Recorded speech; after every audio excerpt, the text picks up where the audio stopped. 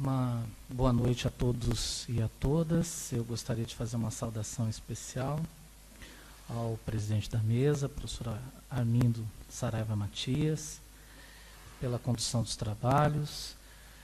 Fazer uma saudação especial ao professor Jonatas Machado, já que estivemos juntos em alguns eventos, e nesse especialmente me dá muita alegria de reencontrá-lo, ao Dr. Vladimir Brito e ao professor Manuel Guedes Valente. Um prazer participar dessa banca com os senhores.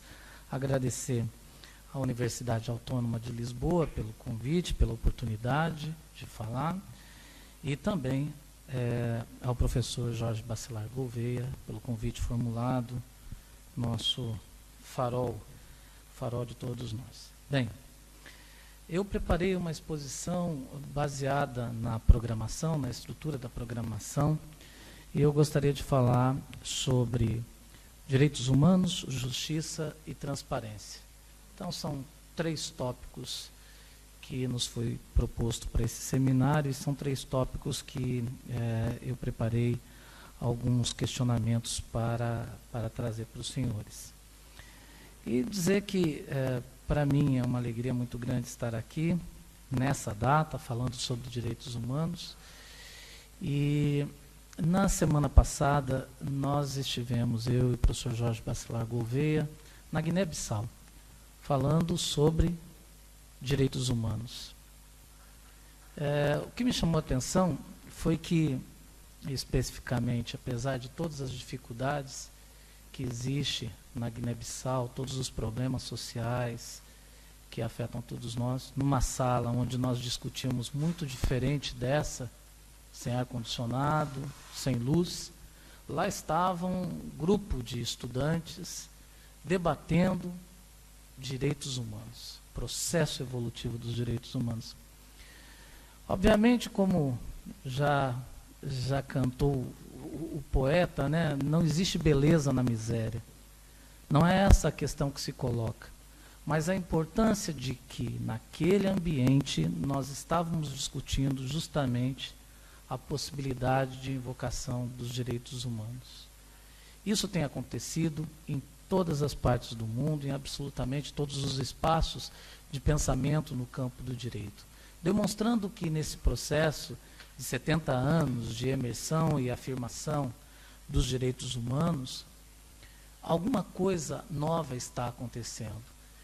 E esse processo transformativo, ainda para o direito bastante jovem, cujas repercussões nós vamos percebendo ao longo do tempo, ele torpedeia essencialmente a estrutura sistêmica do pensamento do direito. Quando o professor Jorge colocava a questão de que nós ultrapassamos a perspectiva de dicotomia entre direito natural e direito positivo, e que isso representava uma novidade, sem dúvida nenhuma, mas mais que isso, alguma coisa nova está acontecendo na estrutura do pensamento do direito e que nos remete a alguns problemas e alguns paradoxos na estrutura de pensamento do próprio direito e dos direitos humanos. Nesse campo, eu colocaria aqui uma perspectiva de que nós temos que ultrapassar a linha de debate dos direitos humanos como ainda um discurso um tanto quanto ativista no centro dos debates em matéria de direito. Ou seja, nós precisamos ultrapassar a linha de pensamento, de consideração, de que nós podemos falar absolutamente tudo sobre direitos humanos e que isso vai acabar, de alguma forma, se adequando ao nosso sistema jurídico. O problema central é que nós precisamos desenvolver, para uma construção teórica a respeito dos direitos humanos, mecanismos jurídicos que dialoguem e que sejam plenamente operacionalizados em um contexto de regras que se modificam. Nós, todo mundo aqui nessa sala, sabe muito bem do debate sobre o processo de afirmação dos direitos humanos, entre direitos humanos de primeira, segunda, terceira geração, direitos individuais, sociais, de solidariedade e agora, inclusive, os direitos universais.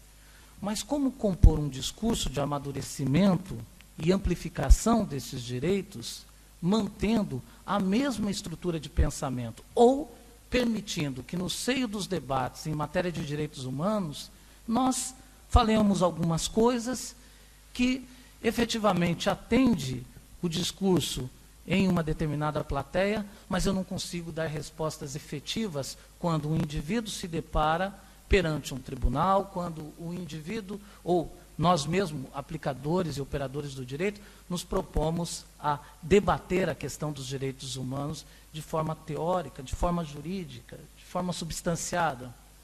Atualmente nós enxergamos um debate sobre a concepção de uma constitucionalização do direito internacional, sobre uma internacionalização do direito constitucional, sobre a imersão de novos paradigmas que chegam até o direito privado e que aproximam o direito público do direito privado, mas, ao mesmo tempo, esse discurso de universalização ele não consegue se justificar na estrutura de pensamento do direito. E esse é um problema. Por exemplo, no caso do Brasil, quando nós fazemos um remendo na nossa Constituição, pela emenda 45, de 28 de dezembro de 2004, inserimos um determinado dispositivo no seu núcleo imodificável, categorizando os direitos humanos que passarem por aprovação de 2 turnos, 3/5 do Congresso Nacional, como um direito que seria um direito constitucional. E remetendo a outro tipo de direito humano, a condição de ser um direito menor, é absolutamente uma incongruência. É uma incongruência nesse contexto, porque um mesmo direito ele não pode ter 2 categorias por conta de um sistema de votação congressual. Por outro lado, também, nós precisamos ultrapassar e aprimorar essa perspectiva que o professor Jonatas falava sobre a questão dos multiníveis de direito. Ou seja, essa é uma realidade. E se nós continuarmos pensando o direito só com olhos no nosso sistema jurídico, ou como um professor de direito internacional, fazendo aqui a meia-culpa, orientado somente por aquilo que se passa no plano internacional, eu estarei em um espaço onde haverá obrigatoriamente um hiato de complementação entre esses 2 direitos. Isso ajuda a nós todos entendermos por que, por exemplo, o discurso sobre o controle de convencionalidade das regras, a partir do pronunciamento de cortes internacionais, ele precisa se dar num mecanismo efetivo entre o direito local e o direito internacional. Enfim, essa dicotomia do século passado, cuja relação dualista foi pensada no século passado, ela ainda permeia esse tipo de interpretação.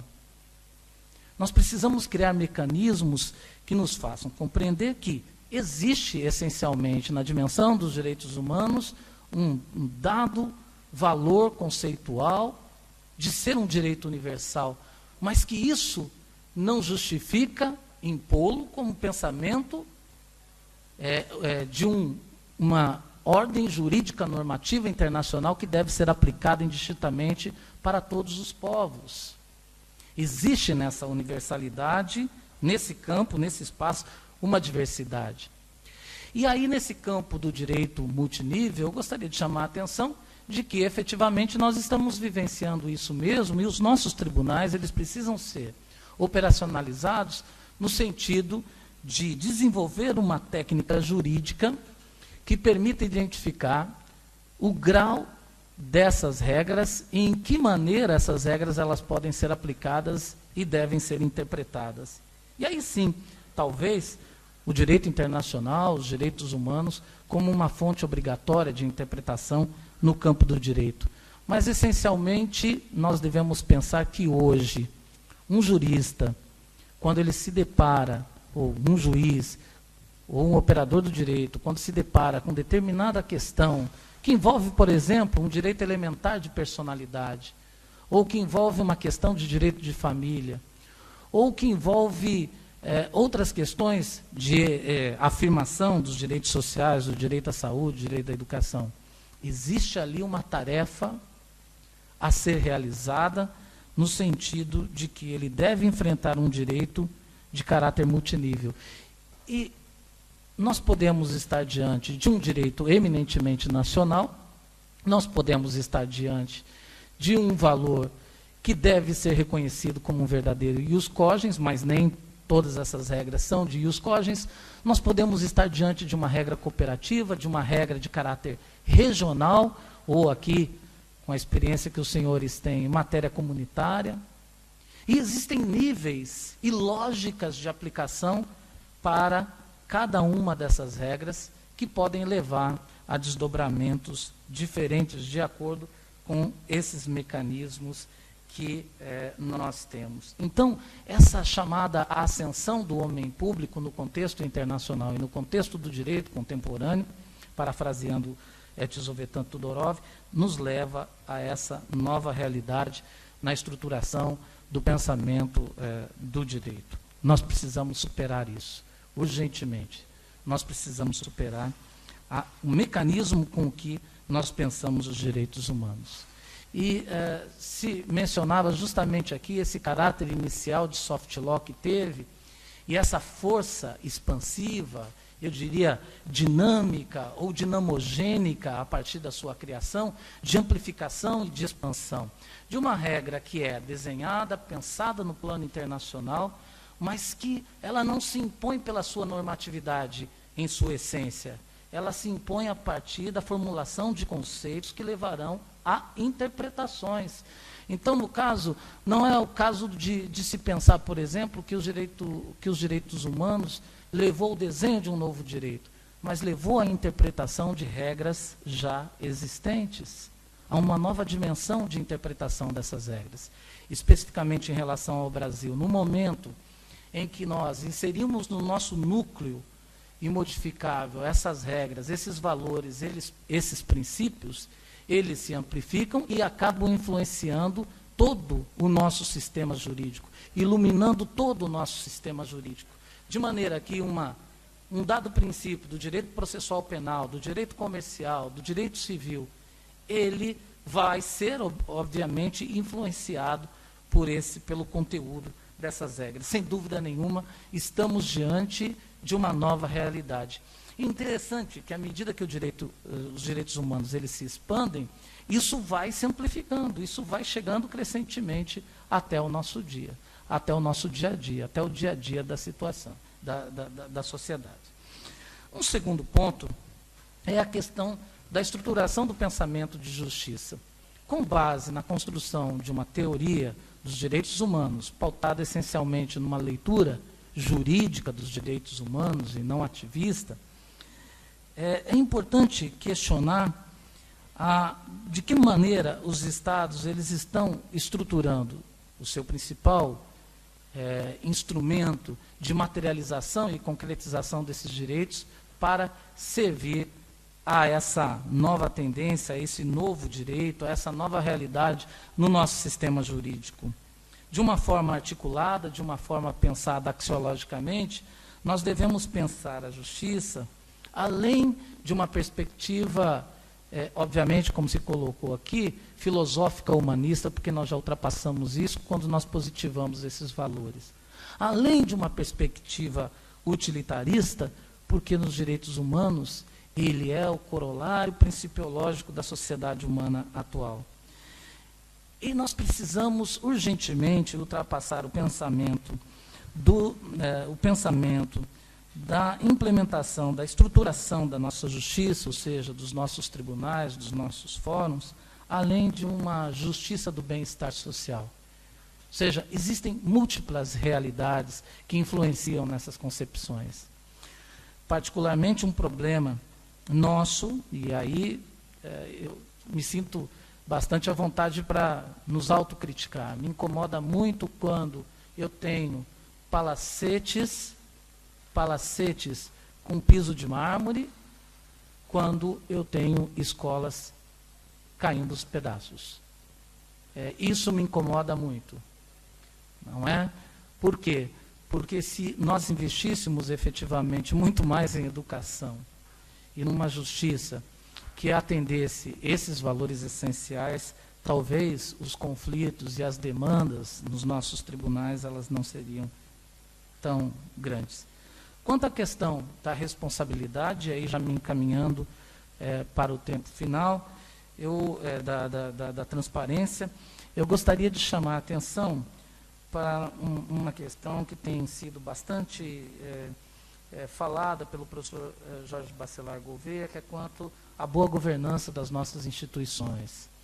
Então, estabelecendo um diálogo entre direitos humanos e atribuição desses direitos a toda a sociedade, justiça como um instrumento de realização desses direitos, é importante pensar um novo dimensionamento que se dá justamente no campo dos direitos humanos, que amplifica o seu papel nesse contexto, principalmente quando se fala em responsabilidade e também especificamente em transparência.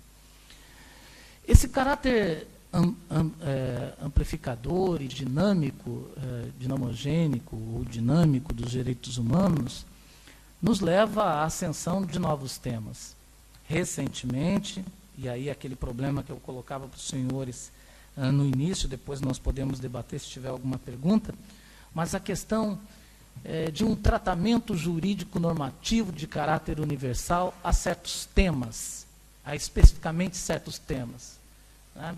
E, para clarificar isso, eu colocaria aqui patrimônio comum da humanidade e os fundos marinhos, crimes contra a humanidade, genocídio, crimes de guerra, etc. Ou seja, já existe concretamente um caráter jurídico normativo que dá um tratamento universal a essas regras.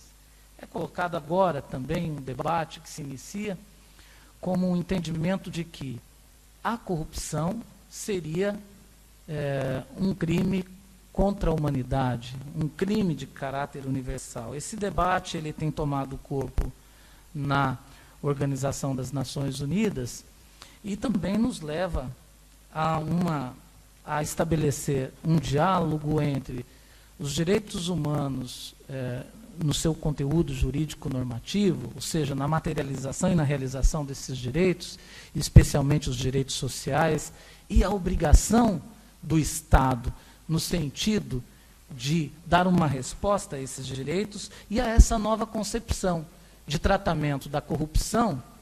Como lembrou o professor Jonas, eu fiquei preocupado aqui, falei, não vou poder falar exatamente isso, mas especificamente essa questão desse tratamento universal e o reconhecimento de que a materialização e a realização dos direitos sociais, educação, cultura, está ligada à boa governança das nossas instituições e, principalmente, a prática da corrupção leva à impossibilidade de um Estado prover esses direitos que nós assumimos como nossa responsabilidade coletiva em prover.